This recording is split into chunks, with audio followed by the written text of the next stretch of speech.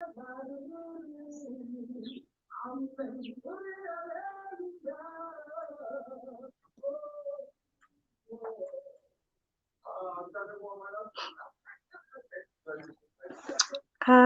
morning, everyone, and welcome to the Hemptech 2021 conference. Today, I'm going to be starting off with talking about forming strategic partnerships. My name is Masabata Sivusi, and I am co-founder of Sprout Africa. So we facilitate access to market for smallholder farmers to actively participate in the agricultural economy while incorporating aspects of business and agricultural training. What I've prepared today are just some guidelines on how you form partnerships, and maybe some steps or tips that you can look at. And I hope this is informative. Victor, can you please move to the next slide?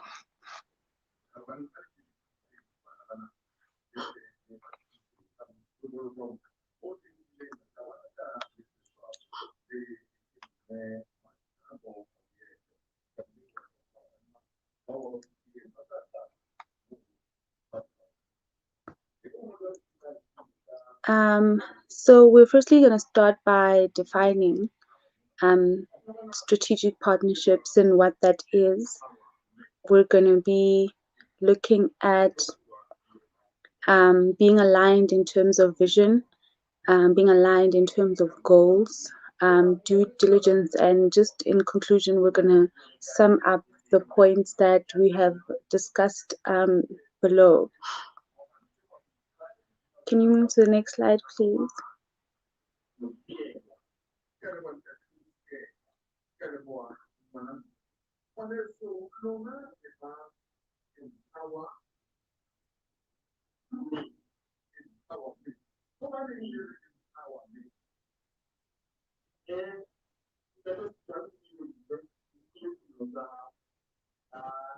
Please go to the next slide.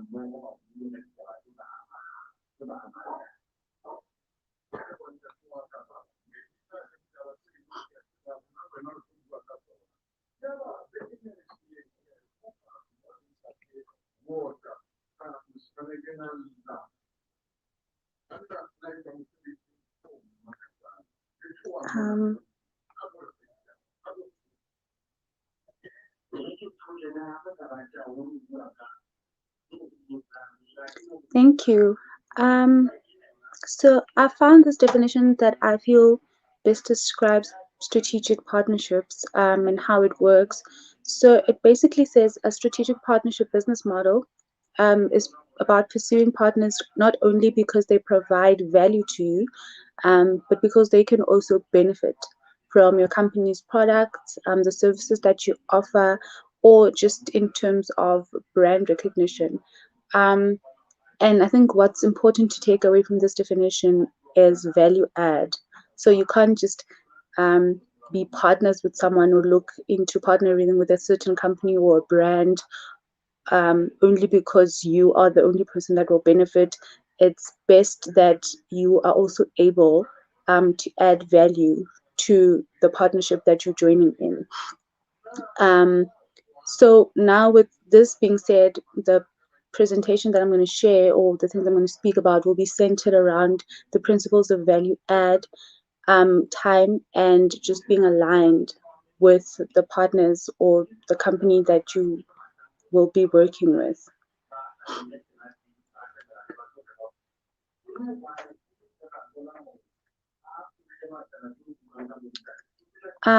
So in the next slide, we talk about being aligned in terms of vision.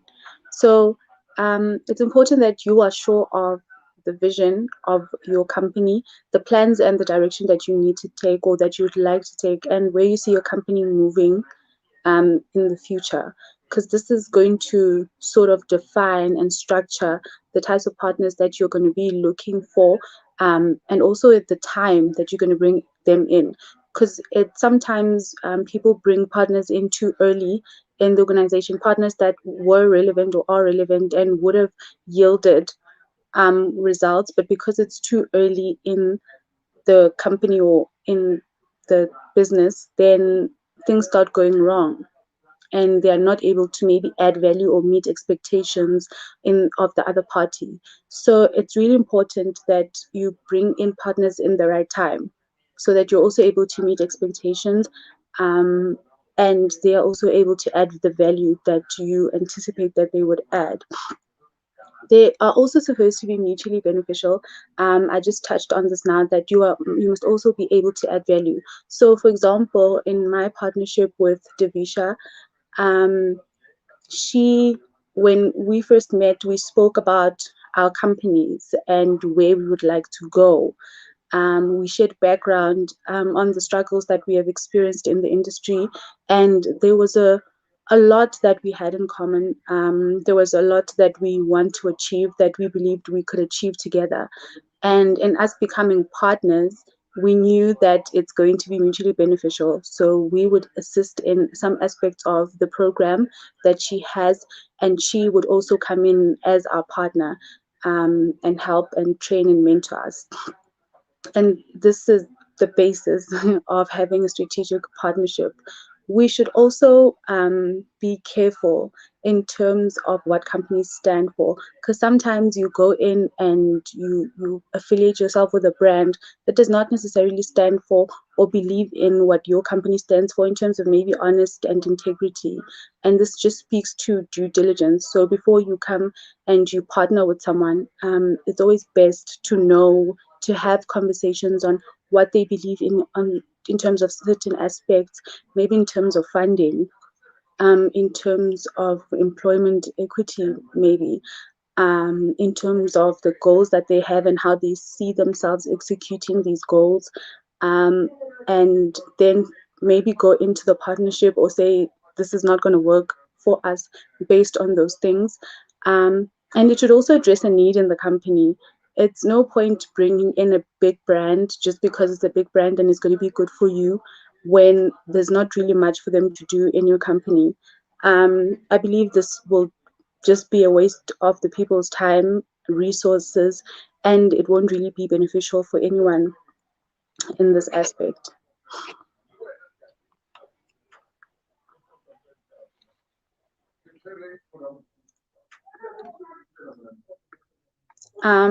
The next part is about talking and being aligned in terms of the company's goals. Um, so this just speaks to skills and expertise. When you bring companies in or when you have new partners, it should be people that are actually capable of doing what you would like to achieve through the partnership. So don't just go with someone because they're your friend and you think that, you know, you're doing them a favor. In corporate spaces, it's best to stay professional. We had to learn it the hard way because we worked with a company that did our videos, and because we had a personal relationship with the people, we believed that it would even go better because of the relationship that we had, but instead it didn't go as we expected. The company didn't deliver, and we almost lost the friendship. So with this tip, I'm sharing from personal experience that when you choose partners, especially when companies or other people are concerned, do not go with friends.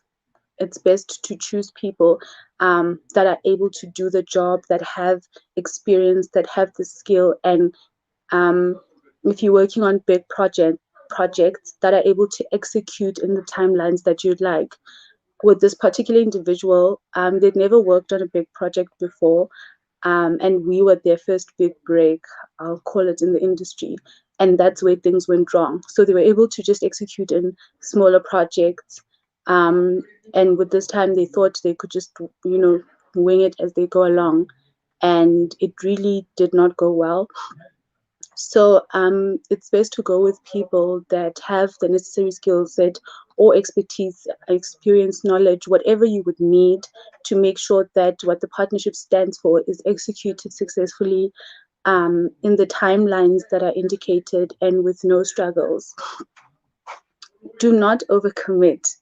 Um, Most times we are very excited to have these partners or to have the conversations or just the possibility of us being aligned with whoever we're looking to be with, that we overcommit from our side in terms maybe of company size, what we're able to do, our skill set, and that sort of hinders um, and raises expectations of the one party. So when it comes to us delivering, then we're not able to do this. And one of the tips I would give is, especially for people that are just coming onto the industry, smallholder farmers or companies that are just starting out, do not overcommit. Be honest about what you have, the resources at your disposal, and where you'd like to go.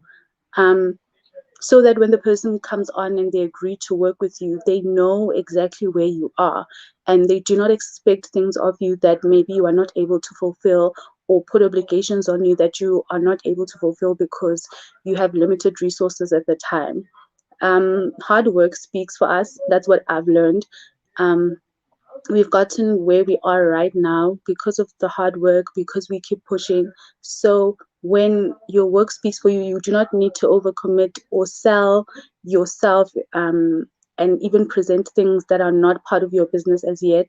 It's always best to communicate very clearly and honestly where you are, and you're able to see then if you align with the company that you're going to want to partner with, or the individual that you're going to partner with, in terms of goals and where you'd like to see yourself and maybe possibly the partnership going. It's always best to also ask questions. I think talking about goals, this is where you get to hear, if this is where the brand that will work best for you. Ask questions about maybe their team or struggles they faced. Ask about, money and how they're spending it. Mention your own challenges and ask how they would maybe deal with these challenges. Because I think then you get a better idea, not only of the company, but of the individuals that form the company or the team. You get to hear more about their value systems, or any other systems that they have in place, how they tackle issues and conflict resolution. And, these are also some things that you can take away and implement in your team. I know with Divisha, in one of our first meetings, she gave us tips right off the bat about maybe how we could improve our offering. She asked certain questions about why we were not doing certain things, and what we think of certain issues, and what would happen if we tried to do some of the things differently.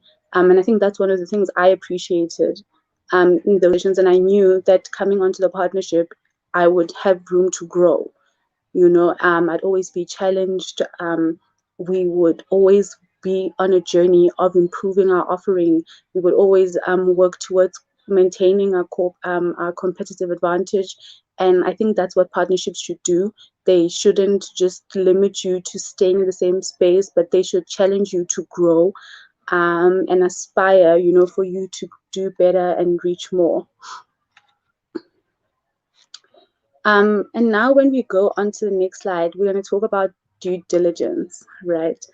We're not saying that people will steal your ideas, but it's always best to have your intellectual property, or have your documents signed up, or have your company registered, so that if anything goes wrong, you have proof that what you were working on or what you brought to the table actually is yours. And that's why I have their paper as proof, because word of mouth doesn't really do anything for you. It doesn't do anything to say, but that was my idea, because we can all say that was my idea. It's always best to have proof of maybe MOUs that you signed, what the agreements stand for, so what expectations are with both parties, what objectives you hope to achieve, so that even when the other party does not deliver, you can give them the document and say, but you said, you would assist us with marketing or branding, you would assist us with business training.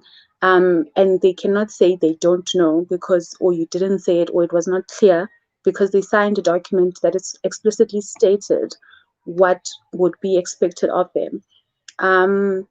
You don't only have to have contracts, you can also have memorandums of understanding.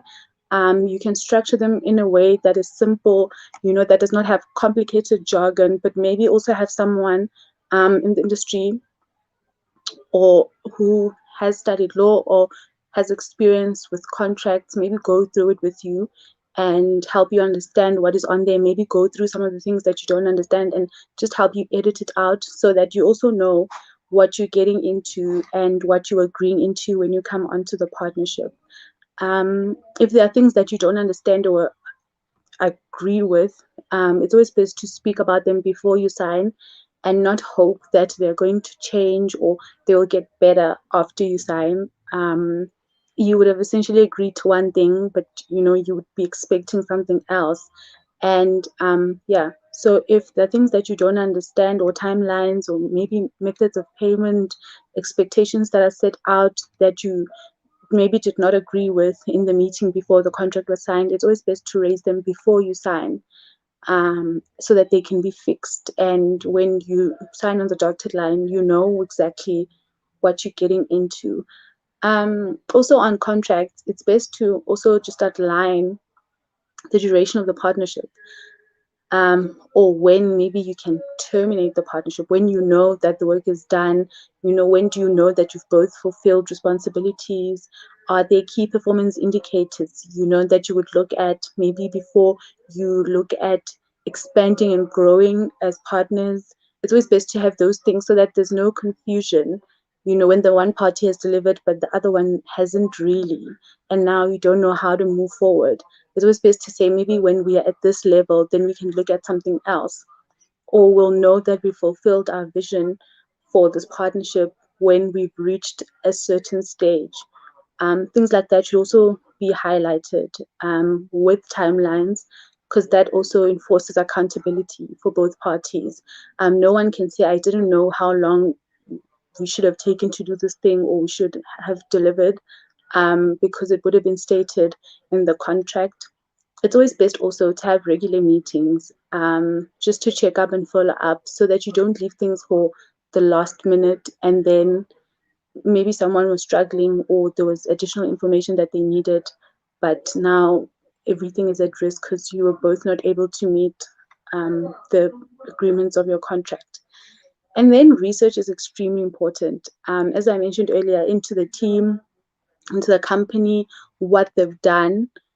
So if the person says maybe last year they won something, check that out and see that they did win, check that they are legit, and check that basically they're not just going to scam you.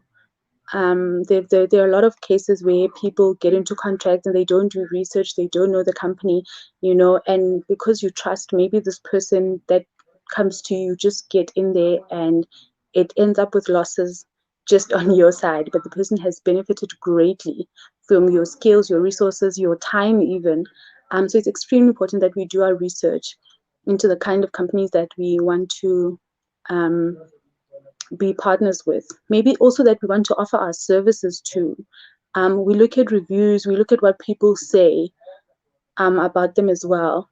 Just because they're big brands or they're really big companies, we shouldn't just be intimidated and take their word for it, because there are people that will share on social media their experiences about this. And then the last slide, just summing up, is to be intentional. So if at the first time you don't get that partnership, reflect, on what you did well, what you think you did well, and what you could definitely do better. If you have an opportunity to speak to the person, that said, unfortunately, we cannot be partners. Try find out, why, what do you think I did wrong? What do you think I can definitely improve on? What did you like about my approach? When you looked at my proposal, was it informative? Was it elaborate? Did the financials maybe make sense? When you looked at my outcomes, what could I have done better there? I want to register my business. Is this, good enough to approach people? I want to start implementing this. Is this, feasible? Do you think that I can grow from this? I can scale it within a certain amount of time. So reflecting on your learnings gives room for you to try. And when you try again, possibly win the second or the third time. And those are some of the tips that I thought were valuable to share in terms of forming strategic partnerships. Those are tips that have worked for us as a company. And I think we've gotten some really, really good partnerships, and I look forward to more. I don't know if you have any questions. I heard Tavisha yesterday saying that the questions would be on the social media pages, and then we would get them via email. If you'd like to know more about our offering as well, you are more than welcome to reach out to Tavisha. And I think she will also just ask us that. But thank you so much, Tavisha, for the invitation. It was such an honor. I've learned so much about hemp and what uses, can be made out of it. This has been an extremely exciting and informative conference. And thank you.